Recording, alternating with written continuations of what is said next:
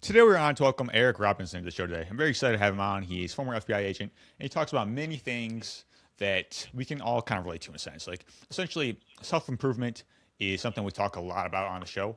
And what I find is important that we can relate to people's stories, right? People have overcome so many different things, and we all overcome challenges with our own lives. And if we can find someone who has done that and who's overcome a lot of hardship, we can actually relate to that and improve our own lives as well. So he has a lot of stories he's going to share, a lot of character traits that he's developed within this industry. I'm very excited to have him on the show and share his insights with us today. So, how are you doing today, Eric? I'm doing well. I am indoors. So, as we discussed prior, we are in similar locations. And so, I'm sure you're glad to be indoors too. Well, it's like creeping up to 100 degrees. For sure, man. Yeah. So, I'm very curious to hear your story, how you got into FBI, and just basically all the things that you're doing today and speaking about in a sense. Yeah. I got into the FBI in 2002. Prior to that, I had spent 12 years in Christian ministry, and I preached my last sermon at my Baptist church where I was senior pastor on Easter of 2002. I was in Quantico, Virginia for the FBI Academy the Sunday after that. And then the Sunday after that, I was preaching in the chapel in the FBI Academy because they didn't have a chaplain and they needed me to fill in. So I took a career that I thought I was made for, that I was successful in, that I really enjoyed. And however, I found out later as more demands came upon me, that was a career that was too stressful. So I left the ministry for a less stressful career in the FBI. Right. It was for me. It was in the way that mattered. So obviously, people weren't pointing guns in my face very infrequently in the church, and while that would happen in the FBI, those things would pass. In ministry, I had to take care of people. I had to carry on and be a certain person for them. And in the FBI, I just had to be a good agent and accomplish things, move on to the next task, next case. Awesome. That makes sense. So, what are some character traits that you had to develop within this, right? Because to my understanding, there's a lot that goes into that. Like, who did you have to become in a sense in order to be a good FBI agent? Well, what was great for me is that while I was coming into the FBI Academy, and there's former cops, former military, some were support staff coming over to be gun toters as agents. I'm learning how to shoot. Never touched a gun. I'm learning what law enforcement looks like. But as soon as we graduated and I got out into the field, now I had a leg up on all my classmates because I had spent 12 years working with people, uh, knowing how to interact with them, how to connect, how to draw people out, how to be curious and listen and open, non-judgmental, all those things that eventually it's going to be necessary in the FBI, because no matter what technology we have or computers, judicial process, ultimately it has to be person to person. And so that was something I had already in ministry. I just had to tailor it a bit and convert into, okay, this is how it now works when I'm talking with victims, informants, or criminals. So that personal interaction was that's just a necessary trait if you're going to be successful in the FBI. Yeah. So it sounds like a lot of it kind of translated over in a sense, just basically being able to talk to individuals in a skillful way. Is that right? Yeah, and making victims feel like they're supported and safe, informants the same way, and then a lot of times, again, I my church was modeled on being non-judgmental and accepting of people. And so now when I'm going after the criminals, if I brought that to them, that was helpful in me breaking through and getting them to talk with me many times. Yeah. Makes sense. Like basically being able to have people open up in a sense, kind of share their experiences, right? And Yeah. just being able to kind of facilitate that type of space, I feel like it's really important too. Yeah. So when if somebody in my church would come to me and say, "Hey, Pastor, I've done this thing wrong, or I got these troubles," and I go, "Yeah, here's some Bible verses," that pretty well shuts them down. So me saying I've got the Yeah. answers isn't going to be useful for our interaction. If I listen and ask more questions and I'm curious, now we're getting somewhere they're feeling safe. And that was absolutely what you had to do when interacting with people in law enforcement. Right. I imagine within that you probably have to be skillful at asking questions too, right? It's basically not just saying, "Hey, this is what needs to be done," but actually facilitating a space where people want to, in a sense, right? Like speaking for myself, like as a coach, like health coach, being able to not say, "Hey, this is what needs to be done." It's more so about personalization, right? Being able to guide people to their own answers, in a sense, Yeah. too. Yeah. So I would assume like you've got certain principles you're trying to draw people towards or you think are useful, but you like you said, you have to tailor it to, well, in this case, this person needs to be said in this way. So there has to be that sensitivity of what these folks are going through. Um, I mean, I would arrest sex offenders, and these are folks who, you know, most people hate them. They're disgusting. They're loathsome. And so when I would come to them, I would tailor the conversation different than when I'm working with a gang member in Chicago. These guys I knew by experience already hated themselves and thought they were disgusting. So I didn't have to come in and tell them that. Gang members, now I've got to tailor it a different way because these guys had 24 interactions with law enforcement already, and they were pretty savvy as to how to handle it. So yeah, trying to break through to people, got to examine them ahead of time and think what's the best method of kind of cracking that code to get them to express themselves. So it sounds like knowing your audience, in a sense. Yeah. Yeah, and before any interrogation or interview, I'm I'm studying like it's an exam, going through notes. If it's my case, then I'm just kind of sharpening it. If I'm needing to do an interrogation for somebody else's case because we got a mass arrest, now I'm studying their case file, asking the case agent about stuff, but being able to go in and have kind of a line of attack. It may not go that way ultimately, but this is what I'm thinking. I'm starting here to here to here, and that's how we're going after it. And usually that came out pretty well. Yeah. So essentially having a plan, but then realizing like it's probably not going to go according to plan either. Like basically having the necessary adaptation skills within that too. Yeah. So on one occasion, sometimes it does go exactly to plan. I had a case where we had a pimp who was trafficking underage girls. So we hit him with sex trafficking, put him in prison. Well, now he's making jail calls to try to influence some of the victims. So my colleague says, "Hey, can you listen to his jail calls? And we're going to try to keep him from having that influence." I do that, and over a period of a couple months, I work up a case on his whole family because he was dealing in OxyContin and Xanax, Percocets while he was in prison.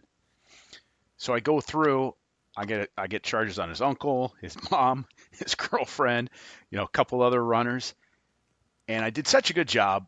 My partner goes, "Hey, uh, you pick who you get to arrest." And I said, "Absolutely, I want Monica, the girlfriend." And as we went to go arrest her, we stopped in a small town PD along the way, and I said, "Hey, do you have a room where we could do a post arrest interrogation?" The guy says, "Sure. Who are you arresting?" And I give him the name, and he just laughs and he's like, "Man, she's not going to say anything to you. That family's in this police station more than I am." And I go, "Okay, we'll see."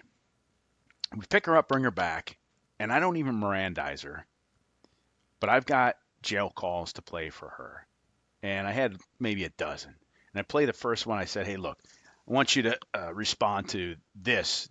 This is a jail call from your boyfriend." And it's a woman's voice, and they're talking love to each other. And she goes, "That's not even me." I said, "Oh, I'm sorry." And I play the next one. It's different woman's voice, same stuff, "Baby, I'm gonna love you so good when I'm out." And she says, "That's not me either." I apologize. "I'm sorry." I play the next one, different woman's voice, and she goes, "What do you want to know?" And so that's one where I'm looking at her and I go, "I think I got this." And the pimp set me up for success by doing this. I don't have to prove like a normal interrogation, hey, we got you. You need to confess. I'm going to prove that she's a fool if she stands up for her boyfriend and, got it. And it worked beautifully. So, if you get a confession and have fun while you're doing it, that's double pleasure right there. Right. Yeah, that makes sense. It's basically like kind of showing people the evidence, so it's like you can't really get beyond that in a sense. I Yep. don't know. And I'm sure you're familiar with Chris Voss. Oh, yeah, yeah, yeah. I, Yeah, I think I've read his book a half a dozen times. yeah, it's so good. I mean, I find it so like interesting the methods that can be used because it's like there's so much skill that kind of goes into that. I see, in understanding that we can utilize that in kind of everything in life. Like it's basically like being able to have great conversations just with people and just being able to, I feel like, kind of have the best interest in mind as well, right? So we actually get to a solution that works. Yeah. That's kind of the way I look at it too. Well, and I remember when I first read his book, I thought, okay, here's a guy. It's just like, hey, Mike Krzyzewski, world-renowned NCAA basketball coach, is going to teach how your business can work too, because he's successful in the court. And I thought this is going to be such garbage. And I read it and I think, I don't know how much of those stories are manipulated, and that's fine. But largely, what he's saying is what you're pointing to is like you're just helping to get to a common denominator that we're both going to agree with. I'm helping you get to a place where you can see this is best for you. And he does a wonderful job in writing about that. Yeah, for sure. So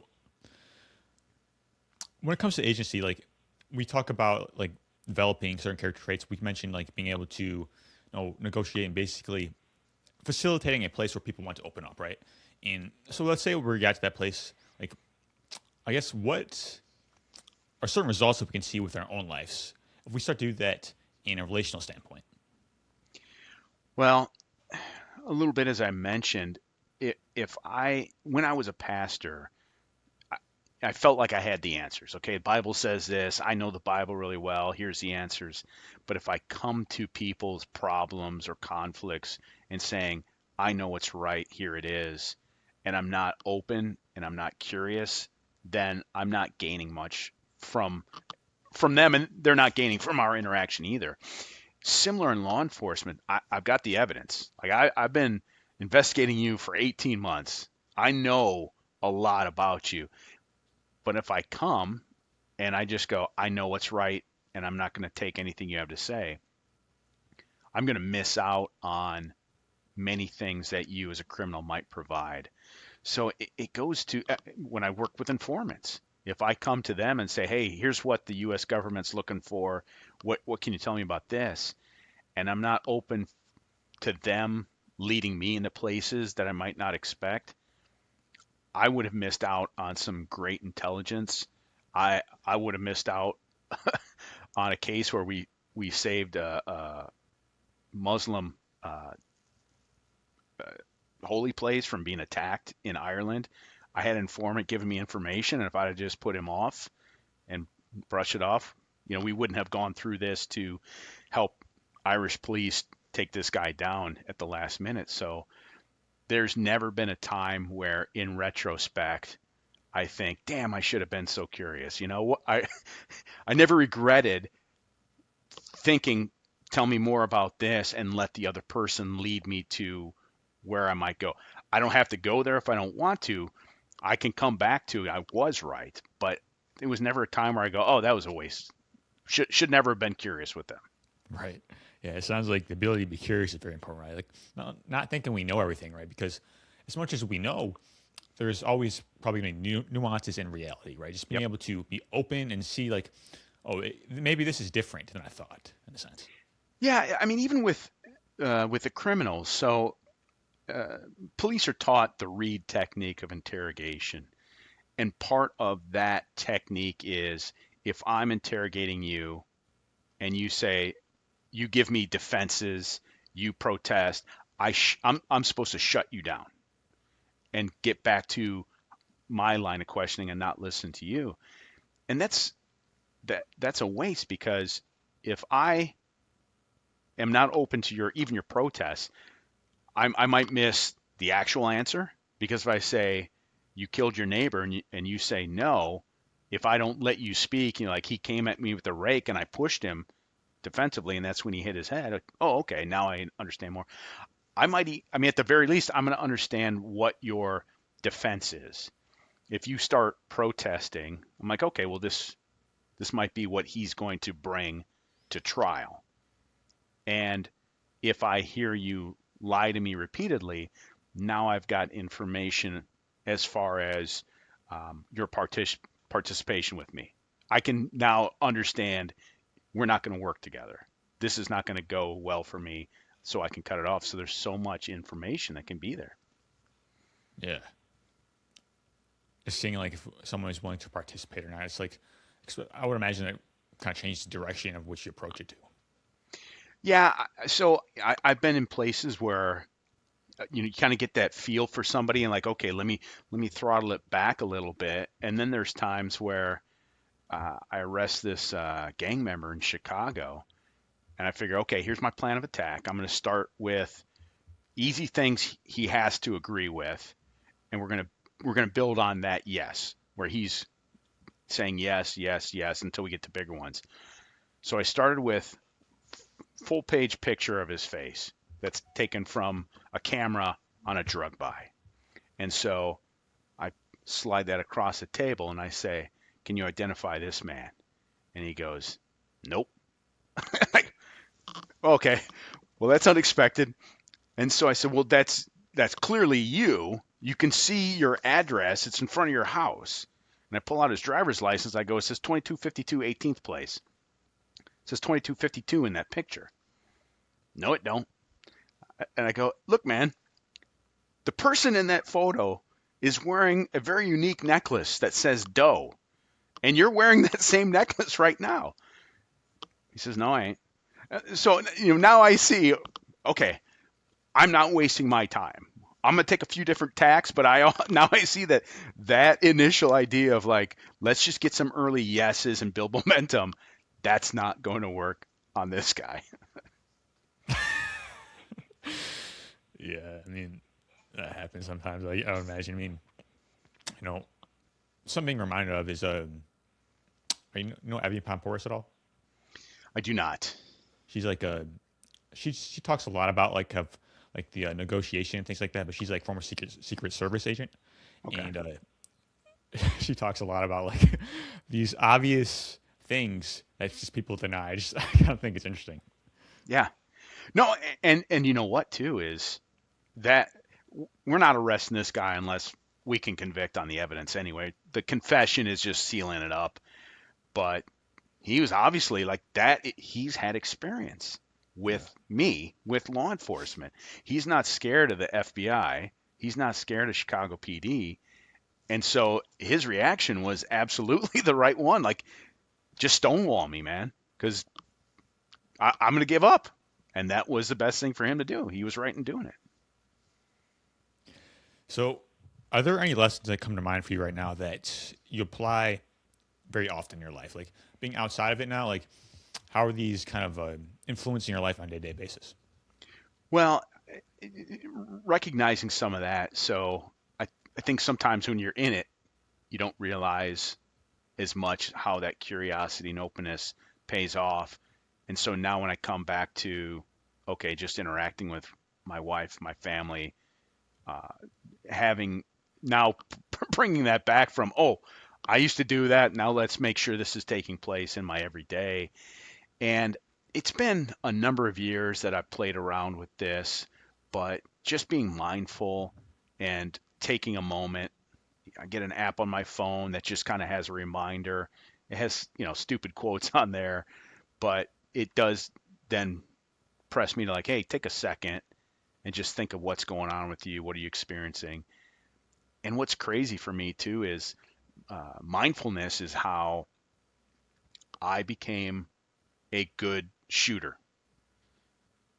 And that's then how I taught people too, because I would shoot, we go through drills, but it's so quick, there's no period of reflection. And so I became a good shooter, and moved into that when I was challenged to become a firearms instructor, and I thought, I mean, I'm okay. But then I took months of on my own, no pressure, no time to take a shot. What was my grip? What did I flinch? How was my sighting? And then what did that do on the other end? And now incorporate that into, you know, let's do that again. That was successful. Let's do it again. And so I try to keep mindful these days too. Awesome. Yeah, mindfulness is so important in everything, man. It's like without being mindful and present, like so many things are not possible, I find, or at least it's very difficult to do. Like whatever it is we're talking about, health, wealth, relationships. Like the more present we can be, the more conscious decisions we can actually make, right? And also, like you mentioned, we can actually make adjustments, right? Being able to learn and do some self-assessment as well. Yeah. So I think that's a significant part of dealing with the traumatic events that we encounter as agents. Because if you just go through one after another, and like there's traumatic event, and then there's just disgusting or harsh. But if you're getting splattered with mud, and you're not taking a moment to look down and go, oh, okay, I got mud on me, you're just going through life, and now it's accumulating. So there has to be some period where you're like, let me stop and think, how do these things affect me, instead of just letting them build up like sediment, and now you're in this predicament where you're lashing out, or you're responding in ways, and you have no idea why, because you haven't been looking at it. Yeah, that's a great point. How do you deal with that? Like, I'm sure like you probably come up a lot, right, within that, and there's so much like perhaps it can be overwhelming sometimes. Like, how do you deal with that on a situational basis, and also like how can we carry that in everyday life? So I find that it is managed through telling stories and talking about those situations. And so rather than just being inside you and not considered or reflected upon, when agents have downtime, now we're talking about stuff. And so here's a crazy story about what went on. And in retrospect, those are very often survivor stories. So that crazy story that I'm laughing at, you're looking at me going, "Oh man, I'm sorry you had to endure that." And I go, "No, no, no, that it was funny." And you'll say, "No, people could have died." And I go, "Yeah, yeah, yeah, but they didn't. So now it's funny." But that's how, that's how people get things out. Like, "Hey, what do you say to death? Not today." Yeah, we got through that. And that is very literally so many of the stories that we tell of, like, we could have died. Yeah, yeah, we could have died. Oh, but we didn't. And remember, this crazy event happened. Or it's not we could have died, but do you remember that really awful situation we all endured? Yeah. Oh man. And then this happened. And so it's coming out, and telling stories can be very cathartic. And what's most useful for it is I'm talking, or others are talking to people who get it. They were either there themselves, or they understand what that was like. And the reason why the FBI was not stressful to me like ministry was, in part, was I had that. I'm going through this with 20 other people, 10 other people, and we have that. Now it's bonding. In ministry, I was the only guy. I didn't feel like I had anybody I could talk to. I felt like I had to, you know, had to have the answers and be perfect. And, now here's me as the only person. Whereas in the FBI, like, I could call anybody up and they would understand any of these things that I would tell them. They've been there, they experienced it. Wow, yeah. Sounds like a lot of cognitive reframing as well, like being able to be open to interpretation, right? Because a lot of times these events happen, but we get to decide what it means, right? And I feel like not being like a victim of circumstances, but actually empowering yourself within it, so we can actually, you know, I guess, be effective as well, right? Because like just on a day-to-day basis, like if we have certain situations come up, how we look at it and how we interpret it really is going to determine the trajectory of how we kind of carry on with it as well. Yeah. And there's a balance too of you, so I work crimes against children, and so there are going to be some very, very awful things that people are exposed to. And I mean, those squad rooms are the ones that have the most jokes. They'll have a quote board, or here's a picture of somebody, and then they have a funny face with it. Like, that's how they have to deal with it. You have to, here's a guy who traveled across state lines in order to engage with a 2-year-old because our undercover was, portraying that a parent online. That's horrific. That is absolutely just nobody wants to be a part of that world. And so now they're making fun of it. You know, here's a picture of him like this when he's being arrested. Like, they have to mock it in order to say, in a way, like, we beat that, we got through that. And so, yeah, that's good. That's we're redefining evil into clownishness Yeah. and making it something we can now laugh at. Does that make you more effective as well in terms of accomplishing the mission, so to speak? Yes. So much like when I go to the gym or you go to the gym and, I'm tearing muscle, if I tear too much, which I have done, now you're out. So if I go through some type of trauma and it affects me so much, it knocks me down. Okay, that's a tear in my shoulder. Otherwise, getting through these things and experiencing them, and now seeing how we can come through them, and then getting a little used to the water as well. Now you're stronger, just like hitting the gym of, okay, yeah, I've dealt with that and I'm through it and I'm processing it. So that's giving me a bit of strength for the next one. That's going to be awful too, but now I've got some a customization to it. Yeah, it makes sense. It's almost like developing a sense of resilience, right? Being able to kind of forge your character within this and being able to have the strength to actually deal with these things. I feel like that's an important thing to understand too. Yeah, that's a big thing that I like to talk about. That when I was in ministry, that stress of ministry gave me headaches every single day for 2 straight years. And so part of the reason I fought through that was because I, I like being a pastor and I was good at it.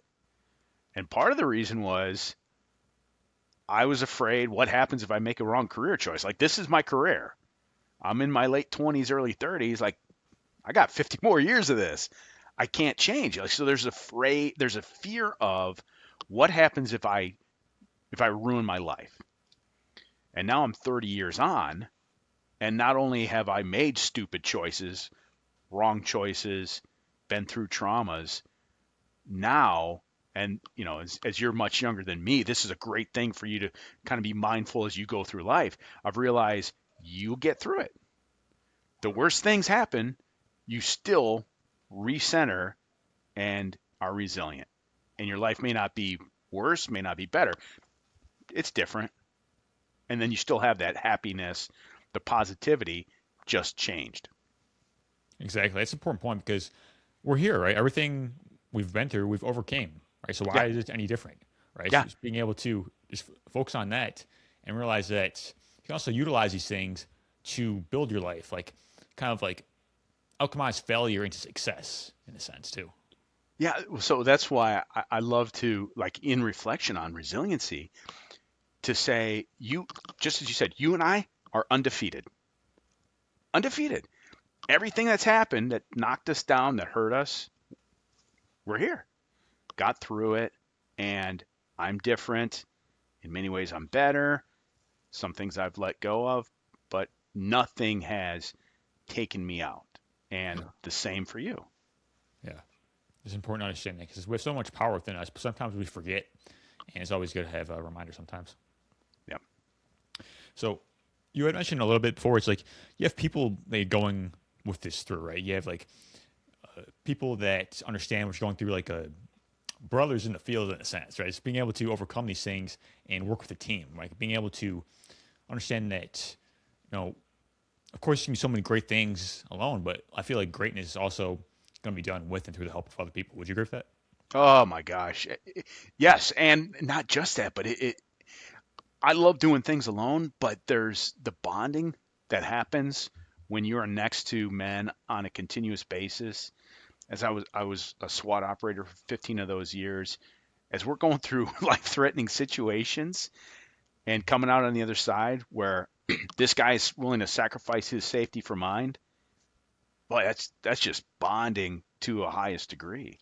And so it builds a more than camaraderie. Yeah. It's a real brotherhood that comes out of that. Yeah, just knowing that everyone got each other's back, I feel like that would be really a solid thing to have, just in general too in life. Yeah, and that came through in the relationships we had. And so when we would have SWAT tryouts, we'd have new guys come in, running through all the drills, shooting and all that stuff. But part of it was an interview, and in that interview, people would be asked, "Why do you want to join SWAT?" And a lot of guys would say like, "Oh, I just see like you guys are so close, and there's want to be part of that brotherhood." And then they would walk out, and I'd think, "Well, that's the right answer," but they don't even know. They really don't know. And hopefully they get on the team and they'll come back and go, "Oh my gosh, this is such a boon to my life." Just to be part of that, you experience it and you walk away and go, "That's how things can be between men." Yeah. Like when you're all in one accord and you're all had the same mission in mind, like same tactics and everything, like you really want to accomplish something, like for the greater good in a sense. Like you're not unstoppable. Oh, so when you become an agent, like, hey, there's this high level responsibility. You're doing great things. Any agent's getting to do that. We're getting training on SWAT. I'm getting weekly training in firearms. I'm going from being a good shooter to a great shooter to a shooter who's consistent. We're doing tactics in the house, and not only in training, but now I'm seeing real world uh, examples of how we carry this out. But like I'm moving, dudes are moving to cover my back from exposure. I don't have to say a word, and you get goosebumps, and that type of experience is just like what Mihai Csikszentmihalyi talks about in Flow, where I am performing against tough odds at my highest level, and that's beautiful. And then and throw adrenaline in there too, because guys might shoot you. Like all that comes together, and dude, you know it's a drug, which meant as I neared retirement, I started having an existential crisis. Like, oh my gosh, what's going to happen when I retire? That I am going to miss being that person. That was something I had to wrestle with. Yeah. I mean, that flow state, man, it's like so important just to feel alive, right? Just being able to overcome challenges and know that you have the capabilities. It's like what's it all about. It's like making that progress and that growth state. It's very fun too. So, is there anything that like you can think of that where you have this venue where you hit your flow at times? Yeah, absolutely. I mean, interviews is a big one. Like I love doing that. It's like podcasting is number one thing for me, man. It's I feel like a lot of times just contemplation as well, like being in a state of movement, like perhaps taking walks and feeling like I'm in line with my purpose and growth and service, and like feel like I'm going towards something, right? It's like having this energy about you. Is like you know who you are, you know where you're going, and you just want Yeah. to be of service. Yeah, good. That's good. Yeah. So, to my understanding, you were a part of an award-winning investigation. Is that right? What was that like? That's not correct. I was a part of two Oh, award-winning nice. investigators. Yeah. So, I mean, that's when you're in it, you kind of have a sense of like, okay, this is pretty good. And looking back, I like to talk about those cases because, hey, here's the Attorney General's award, but so many of the smaller cases where I was just affecting one person or there's just one victim, in a lot of ways become more meaningful. But I worked one case in Chicago that my buddy Jake had initiated on Police Commander John Burge, who was with Chicago PD, who he and his team for a couple decades in the 70s and 80s had been torturing subjects to get confessions. And they were almost exclusively black men. And the majority of them actually had committed the crimes, but That's just not how the police act. So we were getting to this case and talking about events that were sometimes 20, 25 years after the fact, which was remarkable to work something like this. So I'd worked dope, I'd worked gangs before that. Now I'm not going to subpoena phone records because they're not there and they wouldn't help. No bank records. This was exclusively working a case on interviews. And so we're talking to the victims. And again, the victims were rapists, arsonists, murderers. But pertinent to what we were trying to do was not uphold them. It was to say, police can't do this. And so the whole basis of the case that Jake started was Chicago PD had dropped the ball back in the 70s and 80s because Burge got things done. FBI, for some reason, did nothing about it, even though there was many reports about his abuse. And so a few years prior, John Burge was sued federally in civil court. And on the witness stand, he stated that he knew nothing about torture or abuse in Area 2 in the Chicago PD. And if we could prove that he did, because it happened, perjury and obstruction of justice, just like Elliot Ness getting Al Capone. Like, we couldn't get him on those actual abuse charges and an actual civil rights violation, but we were able to bring a modicum of justice well past when it should have been. So talking to some of these victims, I had one guy who was saying, again, black man, had already spent his time in prison and gotten out, and now he was talking about how he was taken to an underpass by the police, handcuffed behind his back, and then a man stood on a bumper and pulled up on his cuffs until he thought his arms would rip out. And he said, I spent time in prison. I missed my mother's funeral because of that. And I was actually curious and not trying to catch him, but I said, well, did they make you confess to something you didn't do? He said, no, but I never would have confessed. I thought, all right, well, we're going to get them for what they did, but like, don't try to get me to feel bad for you that you did this crime and you had to spend time in prison. That's legitimate. But, we need to step in and do that. So, got John Burge. I think he got 4.5 years in prison. What was crazy is he was literally 4 years older at the time of arrest than I am now. And yet he was like so frail. I just remember like this guy who was beating young men was like could hardly walk. But he died then soon after he got out of prison. Wow. Yeah. I mean, speaking of flow states, like I would imagine like you have to put a lot of focus into things like that. Just being able to, really stay focused on what is happening so you can not only accomplish it, but actually focus on the details and like what is the process is like and all that. Yeah, what's good is like so the FBI works long-term enterprise investigation. So it could be, 4 months, it could be 4 years. And there have to be those moments along the way where you're hitting those spikes of this, okay, this is good. Because there's frustration along the way and informants, lie to you or something bad happens. And then you got to hit that point where, oh man, I found the bank ledgers. We got a search warrant. With the Burge case, what was crazy, and I wish I had kept my notes to know how I did this, but John Burge was alleged to have, as he was in the Vietnam War, to take a telephone crank box that they would use, and it would produce electricity that way, and he would take alligator clips and clip it on the subject's genitals and shock them repeatedly until they gave confessions. And so we were always looking for that black box.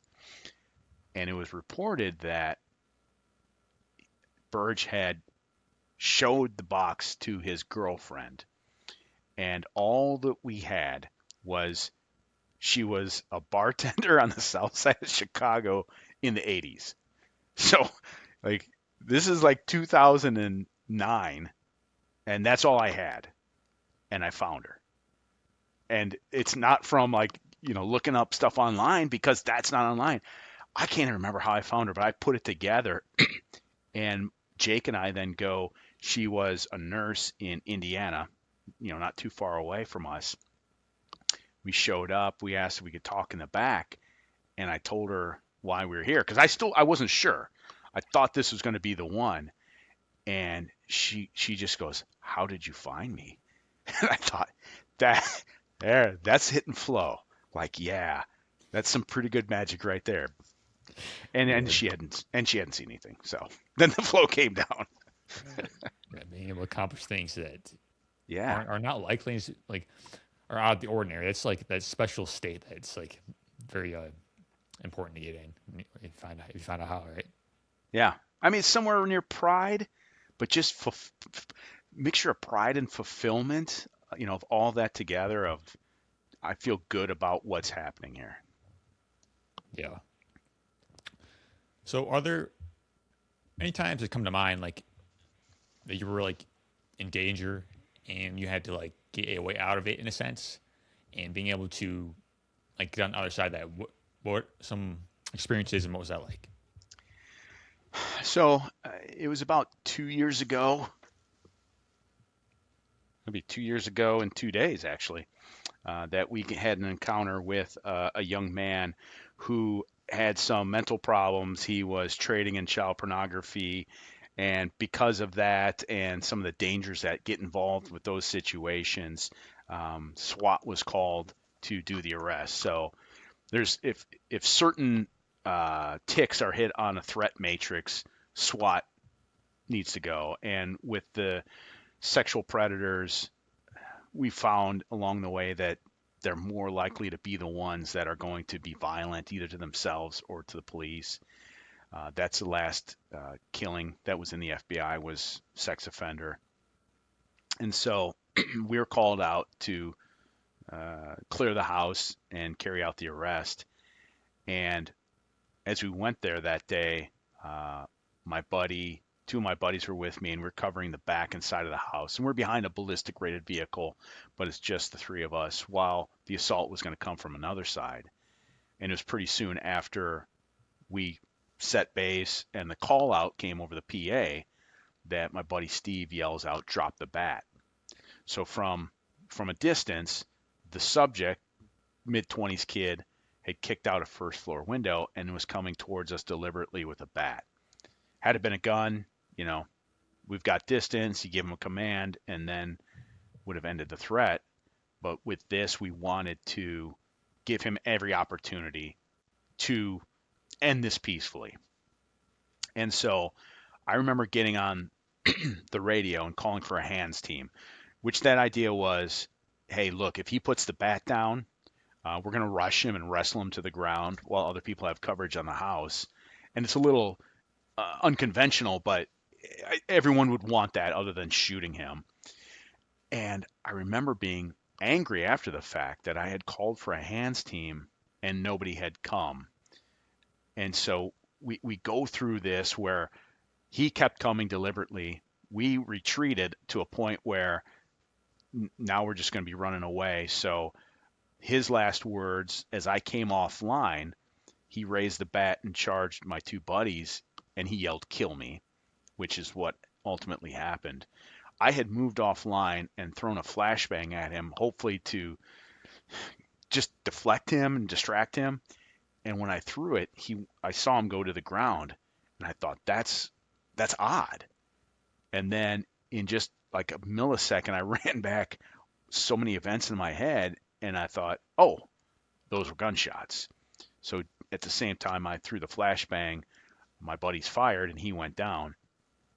I stare at him, kind of frozen for a second, and then jump on him because we don't know if he has got any other weapons underneath him, tucked away.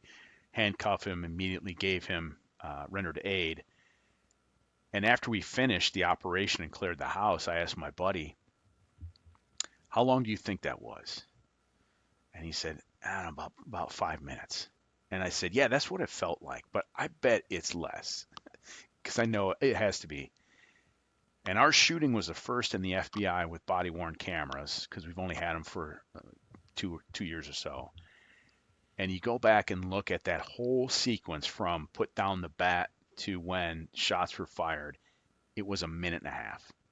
And I could tell you, only because I knew it couldn't be that long, it absolutely felt like 5 minutes. And that time where I called for a hands team to when they were right behind me after that shooting was 10 seconds. And so, like, here I am pissed that they're not there. And it's 10 seconds, which is about the time it takes to get a few guys together and then move. And it was crazy how you experienced everything compressing. Wow. And during that time, then I checked my Garmin watch, and you can tell me the minute we engaged in him with the shooting, because that's my heart rate, and you Wow. see it spike. So, I'm dancing around like maybe 100 beats a minute because, I'm doing work here. And then it shoots up to 178. And then you see what it did after that.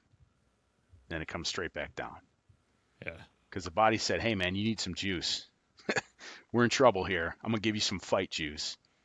And then we took care of the situation.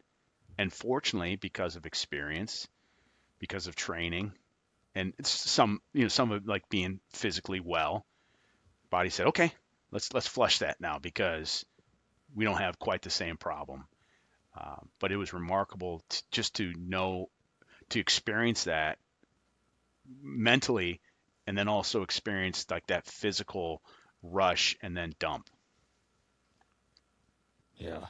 Uh, just being able to kind of experience things in this compressed window. It's something that I feel like is common as well. It's like kind of lose sense of time and going back to presence, right? Just so in the moment. Yeah, and I know this sounds like bragging, but it's just how it was having regular training with SWAT. It is almost like, the Matrix, where we're moving, like, everything else slows down and we're moving as we want to, but everything else slows. Like, we've had, we'll have agents just watch us while we train and say, hey, look, this is how it should be. And the usual response. And again, these are highly trained federal agents talking about watching their SWAT colleagues go, you guys are so fast. And it's because it's nature. Like, now I don't have to think. It's just go and flow. Yeah. It's like your skill takes over and you no longer have to think. You're just kind of doing what you've been trained to do. Yeah. And then I would try to teach that to the agents too. Like, we'd get into a position and this guy would move and be exposed, and I'd freeze him. I say, hey, how do you feel right now? And he goes, yeah, I don't feel good. I go, why is that? He goes, I just feel like there's something over there where I'm exposed to danger. And I said, you are. And then I turned to this guy. I go, did you recognize that? He goes, yeah, I see it now. And I said, that should be kind of thing where you see, oh, dude, he's out of position, and I'm going to move in and I'm going to block and I'm going to defend his exposed areas. And that's the kind of thing, we're trying to get agents to. But that's what happened on SWAT, where it's just, it just, you see it, and then you go. It's not even a thought process. It's a recognition of that's red, that's green. I'm not thinking that's red. I just see, okay, that color is red. Now I'm moving. Yeah. Something I'm thinking, it's like we don't rise to the occasion, right? It's like we follow the level of our training, right? So it's like you want to kind of stay ready so you don't have to get ready in a sense. Like you're kind of like, you all like, whatever is in life, you train for these things, like your career, your mission, all these things. And when the time comes, if you kind of live in preparation, you're just going to stay ready, right? And you can accomplish the mission in a sense. Yeah. And part of that training was regular repetitions on what we would normally see. So we'd normally see a house, and it's, they're built like this. So we're getting regular reps on that. But what is most dangerous would be the rare things. And so we would train for the rare situations more than we would encounter them, because real world, we're hitting houses. And so in training, if we're just doing regular house training, like, yeah, I'm really good at that.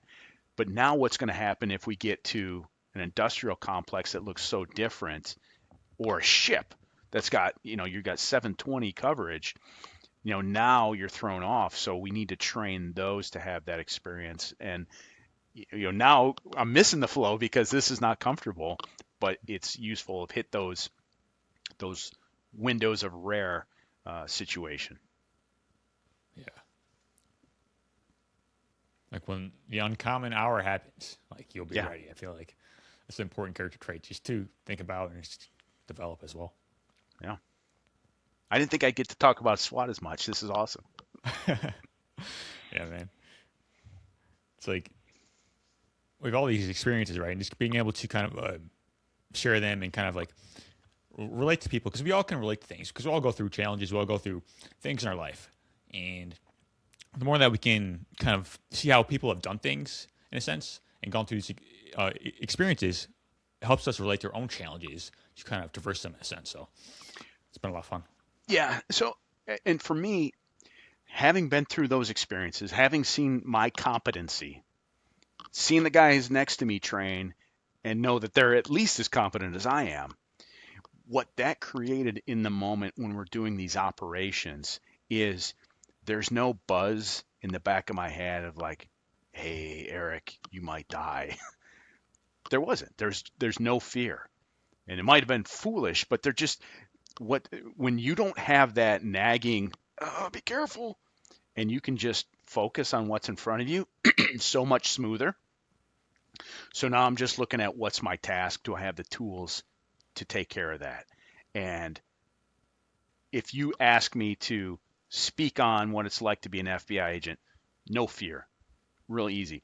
If you want me to speak on what's it like to play guitar, I don't know how to do that, and now I get nervous, or something that's just off of what I'm comfortable with. Being good at what you do, and so at a high level, that practice the regularity, then takes away the fear and just allows you to be so focused on what those stated goals are.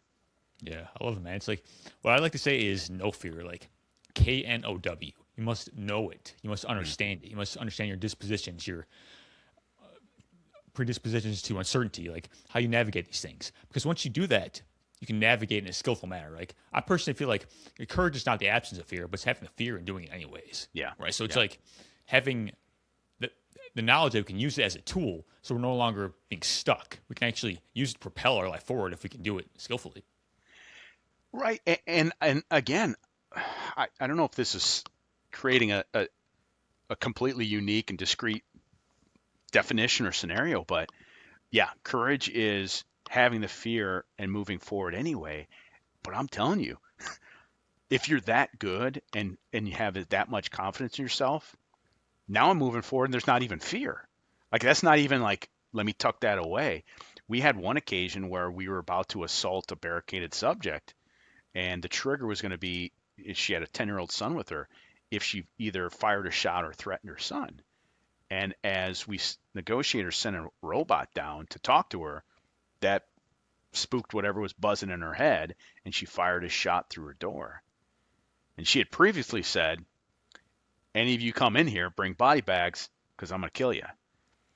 And so as she fired a shot through the door, that reality was, okay, we're about to go.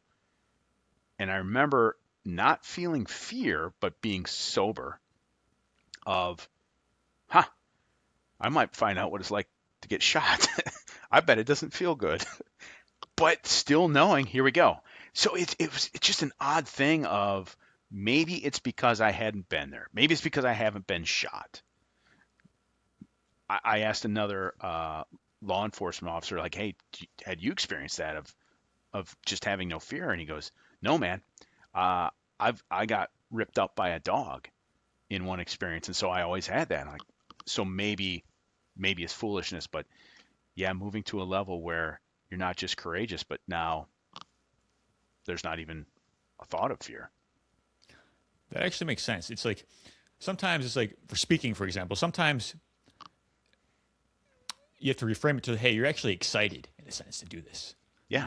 Because you actually have these certain neuro associations, right? Because now it's like you made a decision within yourself, and you have this conviction that this is going to happen, and you know what you have what it takes. So I definitely understand that. Yeah, yeah. I think that's good. Like again, speaking on things I'm prepared for and I love, great. Speaking on things I don't know much about and I got to fake, oh, now I'm tense. Yeah. Yeah, man. All right, Eric, this has been awesome. I really appreciate you today for coming on the show, sharing your story with us, and how we can actually utilize certain character traits that you've developed and also learned a lot about, right? Because we can go through life in two ways. Essentially, we can kind of just go through it, we can grow through it, right? I think it's important to grow through it because I feel like success is something you attract by the person that you become, right? It's all about the process in a sense. It's about navigating life and not just overcoming things and just kind of like just have going through this mediocre existence, but it's actually about becoming someone so you can get to the other side and be of service. That's what I think about a lot as well. It's like being of service and having an altruistic mindset and spreading the message and the mission is what it's all about, man. So it's been an honor. No, I appreciate it. And I'm hitting my flow these days in writing. So if folks want to hear some of the stories at more length that we were sharing or some of my insights, I wrote my book, Irreverent, from Saving Souls, Chasing Sinners in the FBI, which is a story of how a Baptist pastor spent 24 years in the FBI and got to learn quite a bit along the way. Awesome, man. All right. It's been an honor. Thank you so much. Thanks.